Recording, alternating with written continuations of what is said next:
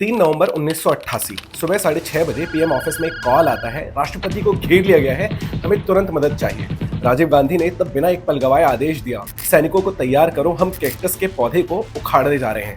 ये कहानी है ऑपरेशन कैक्टस की, जब हिंदुस्तान ने हिंदुस्तान से 400 किलोमीटर दूर एक विदेशी सरजमी पर 1600 जवानों को उतारा और सबका मकसद मालदीव के राष्ट्रपति मोमन अब्दुल कयूम को सुरक्षित बाहर निकालना। 1988 के शुरुआती महीनों में ही मालदीव बगावत की आग में जलने लगा था। विद्रोही गोलियां चला रहे थे, माले की सड़कों पर लाशों और डर का ढेर लगा हुआ था, नेता छिपने लगे थे और राष्ट्रपति अपने ही घर में कैद हो गए थे।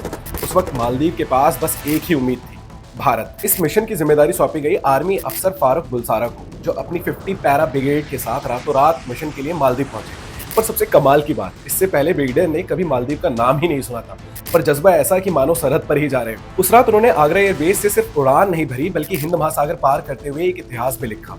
अंधेरे में लैंड किया, मिनटों में हवाई अड्डे को कब्जे में लिया और सुबह 2:10 पर राष्ट्रपति कयूम को खोज भी निकाला।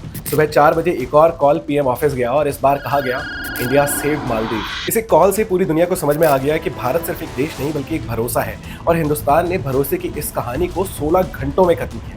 कमाल की बात यह थी कि इस पूरे ऑपरेशन के बाद राजीव गांधी ने उस रात कोई भाषण नहीं दिया, कोई ट्वीट नहीं किया, बस कहा, दोस्त को बचाने में वक्त नहीं पूछा जाता। ये कहानी थी हिंदुस्तान के उस जज्बे की, जो बताती है जब तक फारूक बुल्सारा जैसे लोग हमारे साथ हैं, हम सब आराम से सोएंगे।